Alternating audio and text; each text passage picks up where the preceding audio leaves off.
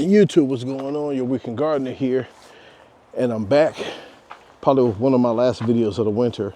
And this is my routine that I do every winter until I get my hoop house together. Once the hoop house is together, it should have tables inside, should have a ground and a heat source. This is probably the last season that I'm gonna put this stuff in the garage.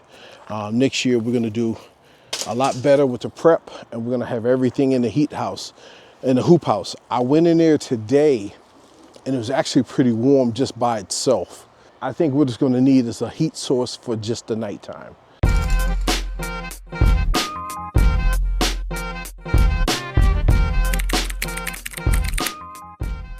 So this is my routine. Don't like doing it, but I have to do it. This is my lime. No, this is my Meyer lemon. This is the, I don't know, I think this is a raspberry plant growing in here. I don't know how that got here, but it's starting to bloom. So it has a few flowers. And I've never really got a lemon off of this. Not yet. This tree actually had a hit where it took a lot of damage. And I think it took damage from frost.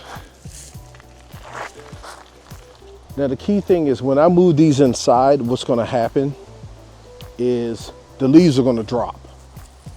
This always occurs. The leaves drop and they look real pitiful. I didn't get a chance to this year to dump the dirt and start with a lighter medium because these things are extremely heavy. They're probably about, about 50 pounds.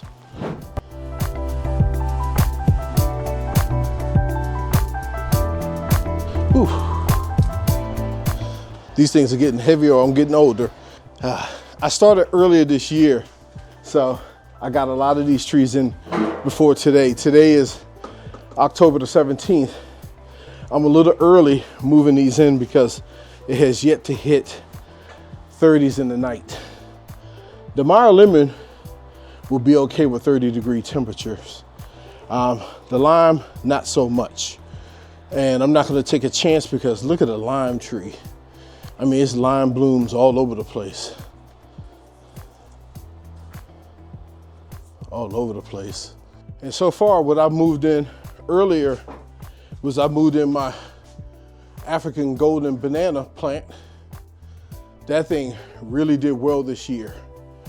And my goal was to get it about this high, which is probably about 6 feet, 7 feet.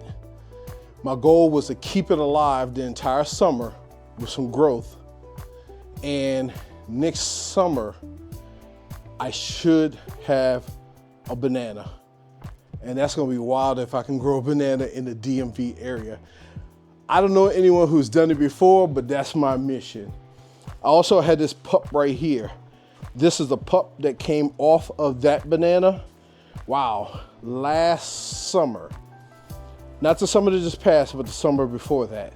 So it is looking good. I was gonna gift it to one of the gardeners in my neighborhood, but I haven't heard back from her yet. So as soon as she gives me a call, let me know she's back in town, this is hers.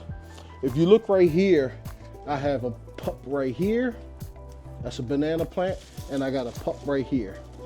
I don't think I'm gonna keep them because in this climate, it's hard enough just to grow one. And if you come over here, I bought in my various lemons and limes that I got from clippings. Like this was a clipping.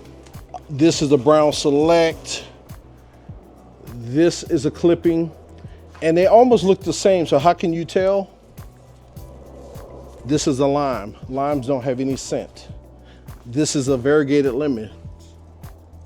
You can kind of smell it. My Satsuma. I have a Shiranui orange right here. And then if you can scroll over here, let me get the light on. If you can look over there. This is probably my most prolific citrus tree. If you get a chance, get one of these. Look, just look at it. It's already turning orange. This thing actually produces fruit twice a year. I see some blooms on this side, and as you can see, look at that over there. That is my, oh, what is that one? That's the real nasty one, real bitter. That's the, I can't believe I forgot the name of it. I'm gonna put the name below. You know what, let me see if I can get the name for you all. I got so many trees in my head. Yeah, this is the calamundid or calamansi. Real bitter. I would suggest blending it up, put a little brown sugar in it or honey and make a lemonade or orangeade. But yeah, so this is what I'm doing for the remainder of the day. I have about 2 more that I want to move in, and I got a heater, I got light sources just to keep them comfortable. This is the garage. It does get cold in the winter, but I have floorboard heating and I have wall heating, and I got light, so they're gonna be okay. I'm going to water probably once a week. I'm gonna feed 1 time, and when it hits, the temperature hits about 50, I'll bring her right back outside again next season. Stay tuned. Thanks for watching. Peace. I started a little earlier. Oh, I guess that's a blooper reel. Oh man.